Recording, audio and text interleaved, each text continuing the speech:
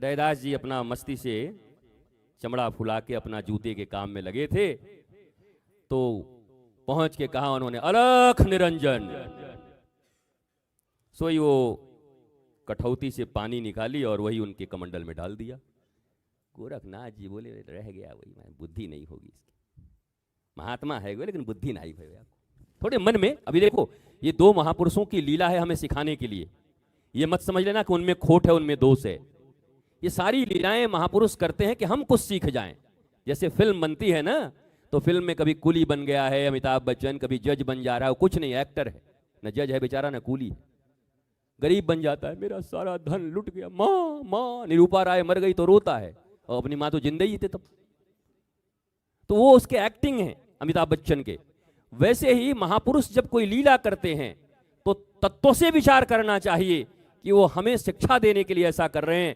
बड़ा मन उनका खराब हुआ, सोई वो कमंडल लेकर के बोले, चलो कबीर के घर चलते हैं। कबीर के घर पहुंच गए। कबीर के घर आवाज लगाई तो एक छोटी सी बालिका निकली। बोला, कहाँ है? बोला, वो तो घर नहीं है। बोला, घर नहीं है? बोला, कहाँ गए? बोला, बाजार गए कपड़ा लेके, बेचवे के ताई बेचने गए महाराज, कपड़ा बेचने। कबीर जी, बताओ आजकल ऐसा हो जाए, कोई आए, गुरुजी कहाँ हैं? बोला, वो तो महाराज कोको कोला बेचने गए। हैं? कोको कोला बेचने गए? कौन गुरु है ये? लेकिन तब कबीर जी कपड़ा बेचने गए हैं, इससे गुरुता का कोई मतलब नहीं है, इससे शिष्यता का कोई मतलब नहीं है। आज ये लोग बहुत चिल्लवा रहे हैं मुझे, ये साउंड वाले इतने घटिया लोग हैं कि दो चार गुंडे हो तो लगवा दो इनके पीछे महाराज। हाँ, कोई मुकदमा ना होवे। बाकी कमिश्नर साहब आप देख के संभाल लियो, फोन ऑन करके अपने एसपी साहब को फोन कर दियो।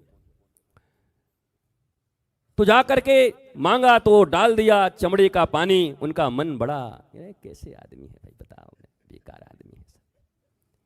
तो तुमको थोड़ी कह रहे हैं, हम कथा कह रहे हैं। वो घबरा गया कि हे भगवान, मुझसे क्या गलती हो गई कि कैसा आदमी है तू। उन्होंने कहा, गोरखनाथ जी ने कहा, कैसा आदमी है यार, बताओ, चमड़े का पानी, अब तो ठीक है ना। हाँ, वो गड़बड़ हो गया था कि हे भगवान, अभी पहली बार हमसे कोई अपराध हो गई क्या। वो गए कबीर के घर में। कबीर की बेटी निकली और निकल करके कहा, बोला, बच्ची कुछ भिक्षा दे दे। तो वो बोली, देव काका। बोला, ले रुक जा, पहले ये ले जा, इसमें कुछ गड़बड़ है, इसको खाली करके ले आ और इसी में डाल दियो।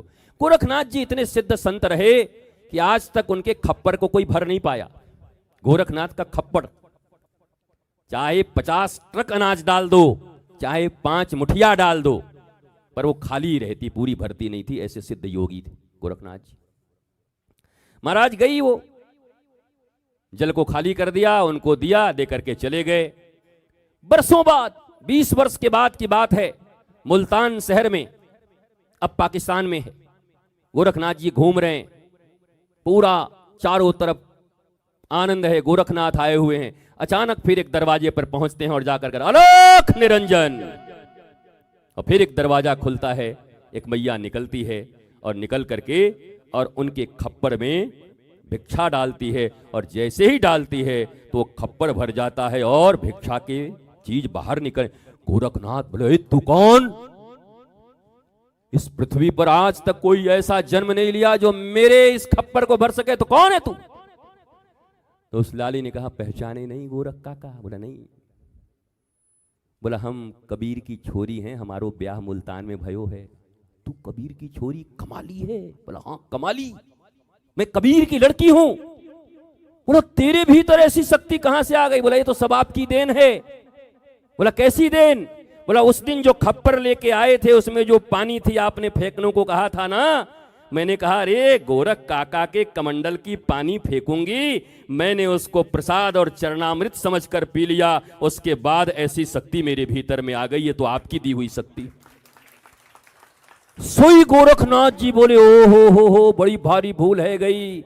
और महाराज वो तो खेचर रहे, अर्थात आकाश मार्ग से गमन करते, आंखें बंद की और योग के माध्यम से फिर पहुंच गए रैदास जी के पास। आज भी रैदास जी वैसे ही बैठे थे और आज भी काम चल रहा था और आज भी चमड़े फूल रहे थे और जूते के उसमें हाथ डाले हुए थे और पहुंच करके कहा, अलख निरंजन, भिक्षाम देहि, अलख निरंजन भिक्षाम देहि। सोई गोरखनाथ जी मांग रहे हैं पर वो देते ही नहीं हैं। जब कई बार मांग लिया तो नीचे ऐसे मुंह किए कि उन्होंने कहा, जब दिया तब पिया नहीं, समझ गए अपमान। जब दिया तब पिया नहीं, निकल आए काम धाम। अब यहाँ क्या ढूंढे रे गोरख, वो पानी पहुँच गई मुल्तान, वो पानी पहुँच गई मुल्तान। हो हो हो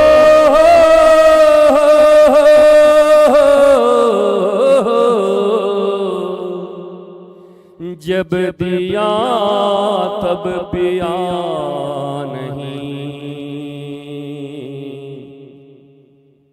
निकल आए काम धाम।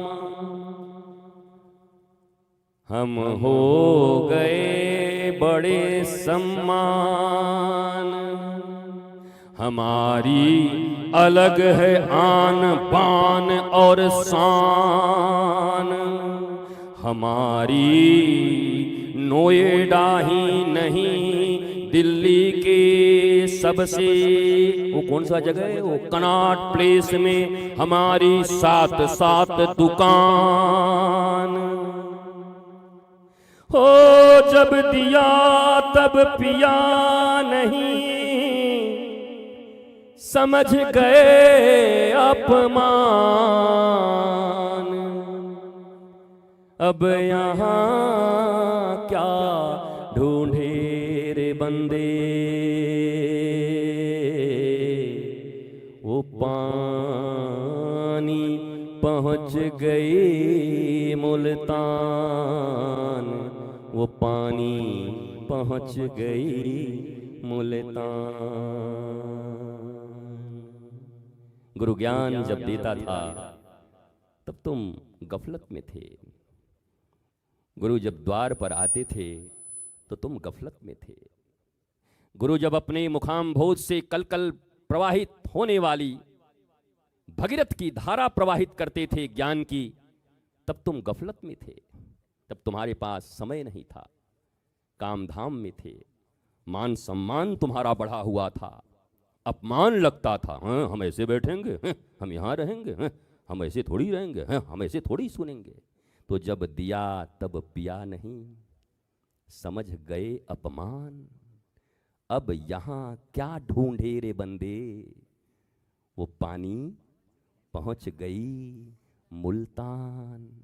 क्योंकि जिसको उस पात्र की कीमत पता थी, कबीर की बेटी थी ना, सत्संगी की बेटी थी, तो पता था कि महापुरुषों के पात्र का कोई सामान व्यर्थ तो हो नहीं सकता, एक वाणी भी कभी व्यर्थ हो नहीं सकती। तो कबीर की बेटी कमाली ने क्या किया, बोला आज तो मुझे अमृत मिल गया, गोरख चाचा के कमंडल से पी गई। और क्या सामर्थ्य मिला, इस संसार में जो कोई उस योगी के पात्र को भर नहीं सकता था, अन्नपूर्णा नहीं भर सक रही, उस पात्र को कबीर की बेटी ने उस जल की कृपा से, संत जल की कृपा से और गुरु जल की कृपा से भर दिया। तो जब दिया जाता है तब सावधान, तब न समझो सम्मान अपमान दुकान मकान, उस समय सावधान। इसलिए जब भगवान शंकर पार्वती जी को कुछ कहते हैं तो कहते हैं पार्वती सावधान। जब कोई महापुरुष किसी अपने शिष्य को कथा कहते हैं, काक भुजुंडी जी कहते हैं गरुड़ जी को, कहते हैं सावधान। महाराज परीक्षित जी को जब कह रहे हैं हमारे कौन सुखदेव जी, तो कहते हैं सावधानतयाम शृणुम। परीक्षित सुना तो रहा हूं पर सावधानी से सुनना, सावधानी हटी, माता सती के साथ दुर्घटना, माता सती की सावधानी हटी। कुंभज ऋषि के घर पर गए भगवान भोलेनाथ, तो माता सती ने क्या कही, ये क्या मुझे कथा सुनाएगा, हम तो महादेव की पत्नी हैं, ये बाबा टाबा क्या सुनाएंगे। तो सती जी से कितने अपराध हुए, कथा का अपराध, श्री राम को न पहचानने का अपराध, फिर भोलेनाथ ने मना किया मत जाओ पिता के घर में, हैं आपको तो बस जब पिताजी के घर में जाऊं तभी आपको खराब लगता है, हम तो जाएंगे। बोला निमंत्रण नहीं आया, बोला आपको ज्ञान नहीं, खाली भोलेनाथ बन के बैठे हो, माता पिता और गुरु के यहां से निमंत्रण न भी आए तब भी जाना चाहिए। तब भगवान शंकर ने कहा ज्ञानी तो ज्यादा हो गई हो, पर अंतिम ज्ञान सुन लो, माता पिता और गुरु के पास से भी निमंत्रण न आए तो जाना चाहिए। कब? जब कोई विरोध न रखता हो तब। तुम्हारे दक्ष प्रजापति पिता तो मुझसे इतना विरोध रखते हैं, असम्मान करते हैं, इसलिए मना कर रहा हूं सती मत जाओ मत जाओ, मुझे तुमसे बहुत प्रेम है। पर सती नहीं मानी, गई, और जाने के बाद जब अपनी ही बहनों ने अपमान कर दिया, अपने ही घर में जब अपमान हो गया, तो योगाग्नि नहीं बल्कि जहां हवन हो रहा था उसी कुंड में कूदकर, आज की मीडिया क्या कहती उसको, बोलो, हाँ ये सब लिखती, आज की मीडिया ये सब लिखेगी, क्या लिखेगी, पिता के घर में गई, लोगों ने किया अपमान और पुत्री ने की सुसाइड, आत्महत्या, यही तो लिखती। अपमान के कारण सती जी ने अपने शरीर को उस अग्नि में जला दिया। क्यों? पहला भूल कहां, जब कथा हो रही थी तो देख रहे थे कि बाबा जी के फॉलोअर कितने हैं, 1000 है, ये कोई बाबा है 1000 फॉलोअर वाला, हटाओ इसको। तब नहीं गए कुंभज ऋषि के पास। अरे जब महादेव दंडवत होकर प्रणाम कर रहे हैं और कुंभज ऋषि भी उनको दंडवत कर रहे हैं परस्पर, तो उस समय पत्नी का कार्य है पति का साथ देना, बैठकर कथा श्रवण करना, पर मन में अभिमान आ गया। ये भी गलती मत सोचना कि सती जी गलती करेंगे फिर ये लीला है। फिल्म बन रही थी, क्यों? हम जैसे मूर्खों के लिए फिल्म बनाया था माता सती और भगवान शंकर ने, ये फिल्म बनी थी। तो उन्होंने जब अपमान किया तो उस अपमान का परिणाम क्या आया, स्वयं के जीवन को नष्ट भ्रष्ट करना पड़ा, समाप्त करना पड़ा। ज्यादा जोगी मठ उजाड़, साउंड में 5-7 आदमी लगे हैं। अब महाराज हम अगर कहीं फील्ड में निकल करके लाखों लोगों के बीच में बोले तो हमको लग रहा है कि 10-20 हजार साउंड में लगेंगे हमारे, बैठेंगे कि भाई गुरुजी हैं 10,000 आदमी साउंड ठीक करो, जब इतने में 5 लोग लगे। तो एक अपमान ने जब भगवती जगदम्बा को नहीं छोड़ा तो हम कैसे बचेंगे, अब तुम्हारा क्या होगा कालिया। जिन कालियाओं ने ऐसा किया है हाथ ऊपर खड़ा करके और हाथ जोड़ के क्षमा मांगो, जिन कालियाओं से ऐसा हुआ है, अब तेरा क्या होगा कालिया। हाँ ठीक है। अरे वो पीछे भी मांग रहे हैं दोनों बच्चे, बोले हम ही से भूल हो गई है। और एक अंतिम बात चलते चलते, देखो गुरु मस्ती के मूड में भी हो ना, और बहुत कैजुअल हो, तुम मत होना। राम जी चाहें तो सबरी के जूठे खा सकते हैं, पर अब सबरी का मौसेरा भाई आके कहे कि हमारी मौसेरी बहन थी, जब उसका खाए तो हमारा भी खाओ, हनुमान जी एक गदा मारेंगे वहीं खत्म हो जाओगे, तो अरे बाप के नौकर ही हम खाई। उनकी भक्ति से रीझ कर गए हैं सबरी के, उनके जूठन खा रहे हैं, पर कोई कहे हम मौसेरा भाई हैं उसी के, जरा हमारा वाला भी खाइए। हनुमान जी कहा जा इधर आइए, पहले आपका हम इलाज कर देते हैं, इधर आइए। वो परमात्मा, वो राम जी डिसाइड करेंगे किसकी भक्ति पर, क्योंकि उन्होंने कहा हुआ है अहम भक्त पराधीनो हिव स्वतंत्र इव द्विजा साधु वीर ग्रस्त हृदयो भक्तैर भक्त जन प्रिय। मैं भक्तों के अधीन हूं और किसी के अधीन नहीं हूं, वो डिसाइड करेंगे। पर देखा देखी मत आना कि जब इनका वाला खा रहे हैं तो हमारा वाला क्यों नहीं खाएंगे। बात तो ये तो प्रेम की बंदगी तेरे बस की, ये बात प्रेम की है, इसलिए वो सबरी का जूठा खा सकते हैं। आप क्लेम नहीं कर सकते कि आपको खाना पड़ेगा। सुप्रीम कोर्ट के रूल के अनुसार 1965 में भकरू बटा और इनके बीच में, सरकार के बीच में जजमेंट नंबर, केस नंबर 145 का 17 ख खंड में यह जजमेंट दिया गया था कि राम जी ने सबरी का जूठा खाया था, इसलिए इस कबरी का भी जूठा खाओ। नहीं खाएंगे कबरी का। सबरी के साथ भाव का रिश्ता, भक्त और भगवान का रिश्ता, उनका समर्पण है। अरे 80 मिनट अगर देर कर जाऊं तो 80 गालियां पड़ने लगती हैं साहब। इनका तो यही आदत है, देर करके आते हैं, ये गुरु ठीक नहीं है। पर सबरी 80 वर्षों तक अपनी इन्हीं जटाओं से इंतजार करके और बुहारती थी रास्तों को, रोज सुबह से शाम तक फल तोड़ कर लाती थी। वो तो बेर के मौसम में आए थे, आम के मौसम में जाते तो आम मिलता, जामुन के मौसम में जाते तो जामुन मिलती राम जी को। मौसम बेर का था, पर 80 वर्ष तक इन्हीं जटाओं से रास्तों को बुहारती थी। लोग हंसते थे, उलाहने देते थे, अरे पगली को देखो, सालों साल हो गए, राम आएंगे, कभी नहीं आएंगे। लेकिन आए, भले ही 500 साल के बाद आए, पर आए। अब इससे ज्यादा हम नहीं कहेंगे। आए, पर उसने 80 साल इंतजार किया। 80 साल में कभी सबरी के मन में निरुत्साह नहीं हुआ, राम जी के प्रति कभी कोई दुर्भावना नहीं हुई। और यह भी जान लो कि वो सबरी माता राम जी के प्रेम में तो हैं, पर गुरु के दिए वचन के अधीन हैं। जब गुरुदेव भगवान इस धराधाम को छोड़कर जाने लगे तो सबरी बोली, जब आप नहीं तो मैं क्यों, मैं भी जाऊंगी। तो गुरुदेव भगवान ने कहा, तू चाहती है कि तेरे गुरु का नाम हो इस जगत में? बोला, मैं कुछ भी कर जाऊंगी, क्योंकि आपको लोगों ने बड़ा बदनाम किया है। वहां के लोग बड़ी बदनाम करते थे जहां रहते थे। कौन? सबरी के गुरु कौन? ऋषि मतंग, गुरुदेव मतंग। तो जाते समय कहा, तो इंतजार कर, एक दिन तेरे द्वार पर राम आएंगे। बोला, हमको नहीं मिलना राम जी से, वो भी महाराज सहजों की बहन थी।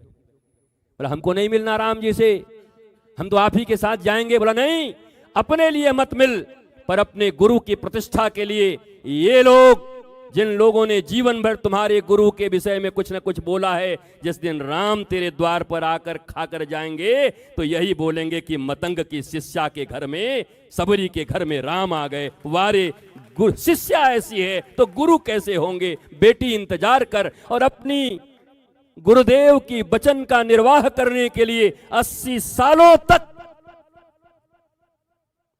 रोज इंतजार करती थी। तो हम नहीं आते आज तब?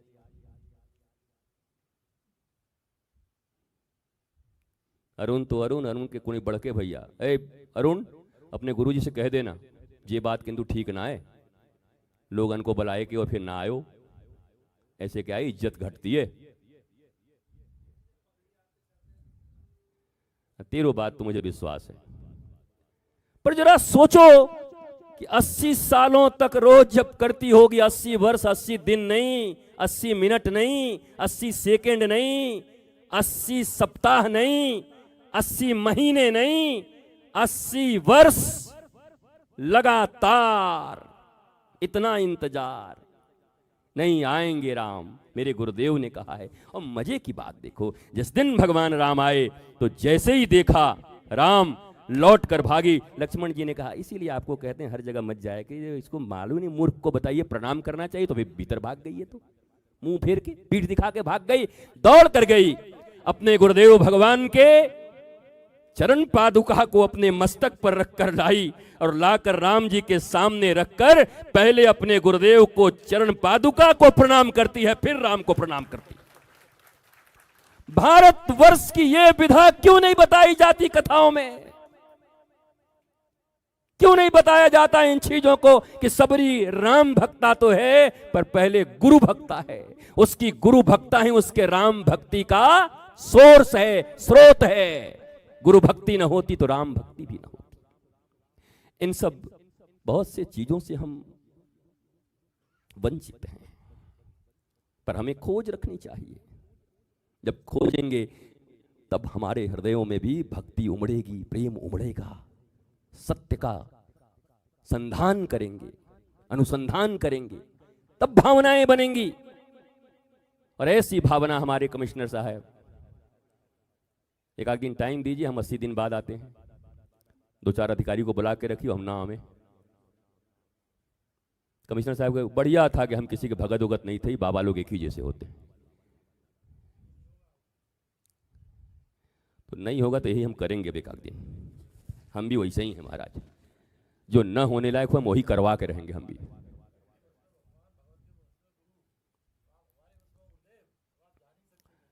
भक्त बड़े भगवान से जानत सकल जहान, राम गए पुल बांध के कूद गए हनुमान। राम जी को पुल बांधना पड़ा, हनुमान जी ऐसे ही कूद गए महाराज।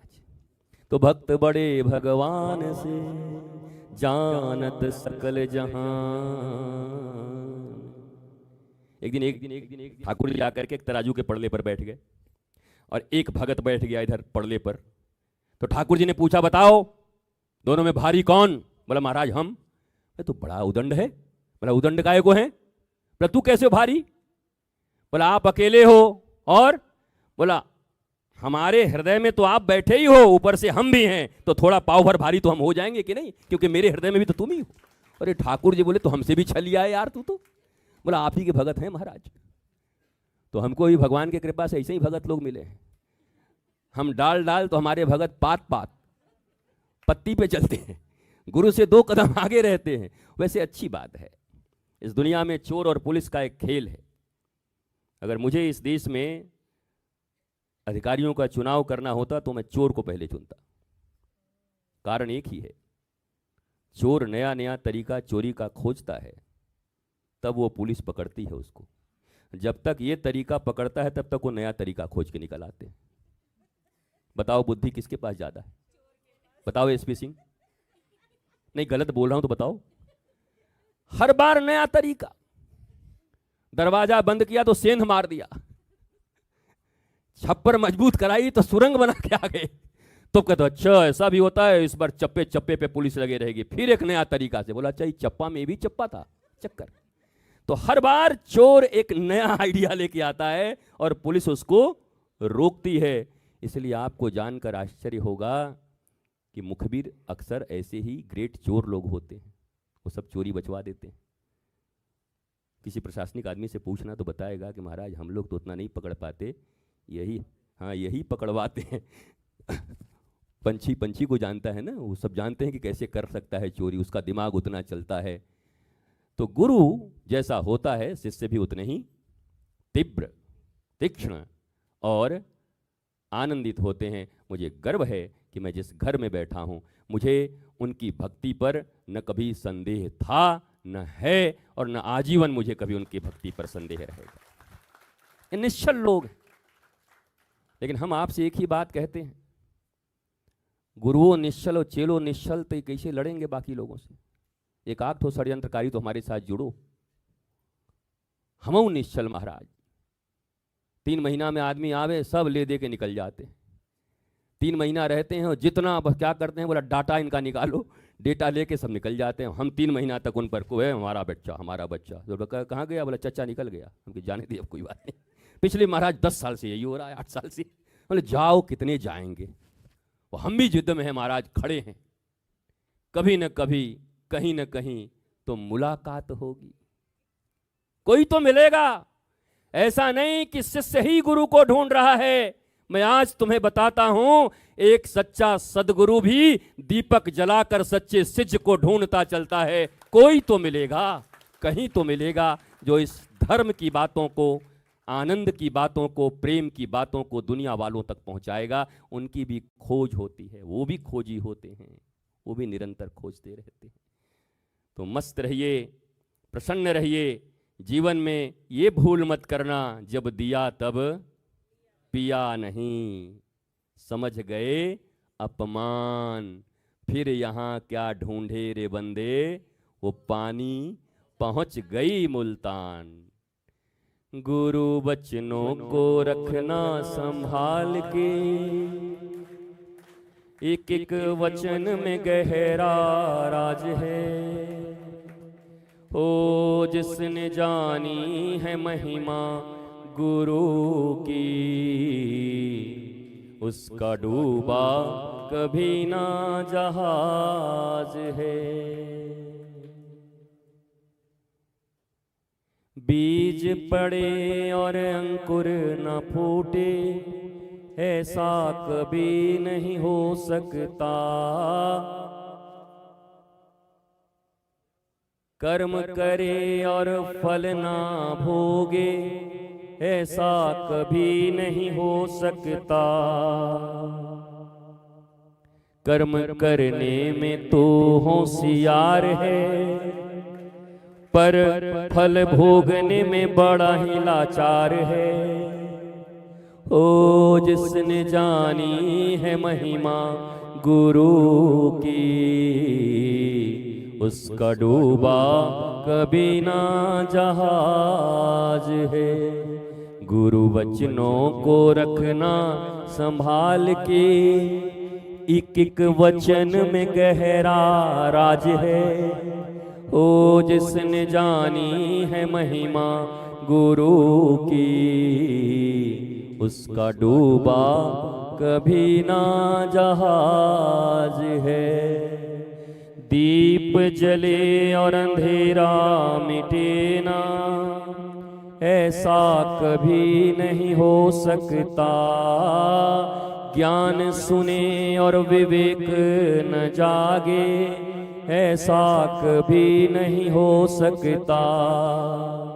जिसकी रोशनी से रोशन जहान है, मेरा गुरुवर भी कितना महान है। ओ जिसने जानी है महिमा गुरु की, उसका डूबा कभी ना जहाज है। गुरु वचनों को रखना संभाल के, एक एक वचन में गहरा राज है। ओ जिसने जानी है महिमा गुरु की, उसका डूबा कभी ना जहाज है। और सबसे इंपॉर्टेंट लाइन, सबसे महत्वपूर्ण, गुरु परिपूर्ण समर्पित तू हो जा, धोखा कभी नहीं खा सकता।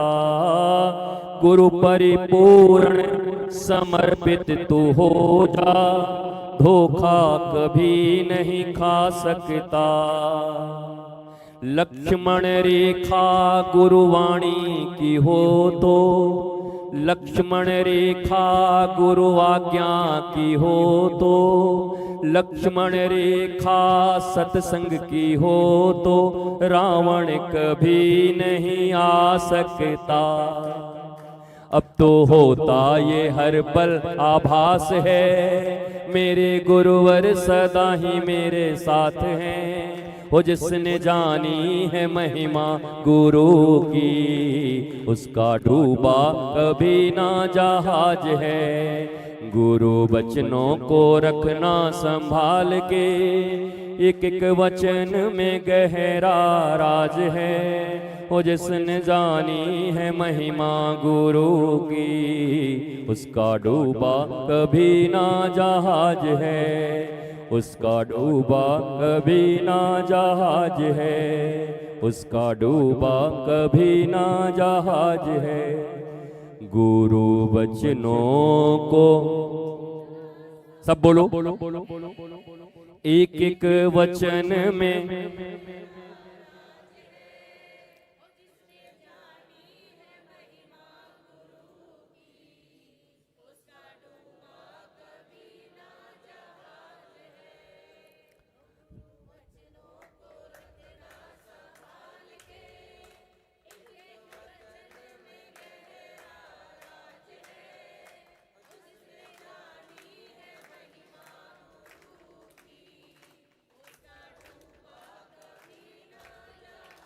गुरु बिन भवनिधि तरहि न कोई, जो बिरंचि संकार सम होई, जो बिरंचि संकार सम होई, गुरु बिन भवनिधि तरहि न कोई, जो बिरंचि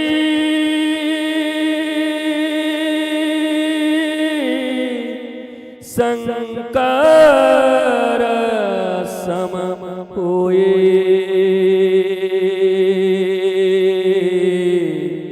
जो बिरंचि संकार सम होए। हो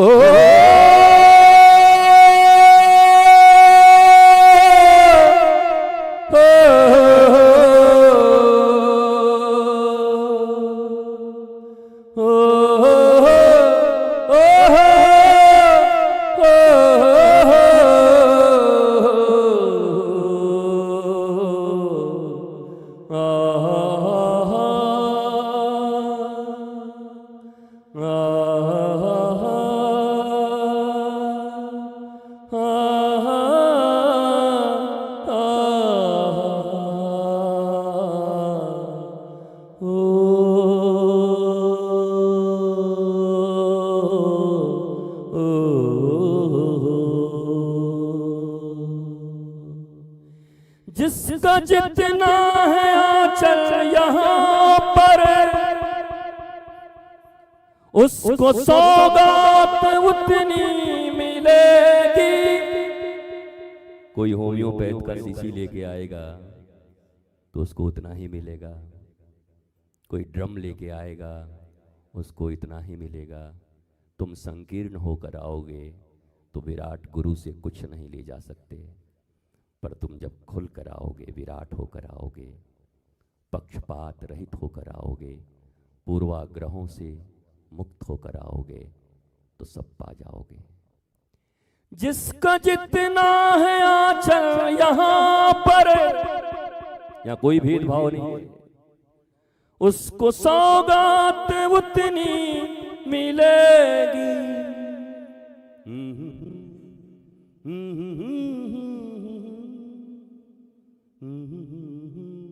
नहाना पड़ेगा, जिंदगी प्यार का गीत है, इसे हर दिल को गाना पड़ेगा, इसे हर दिल को गाना पड़ेगा।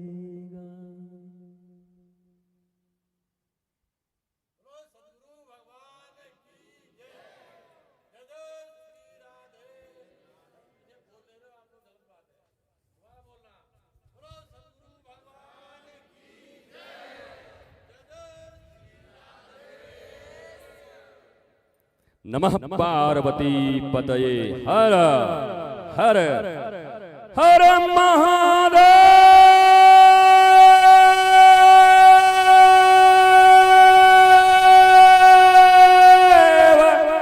शंभो शंभो शंभो। जय जय श्री राधे, जय जय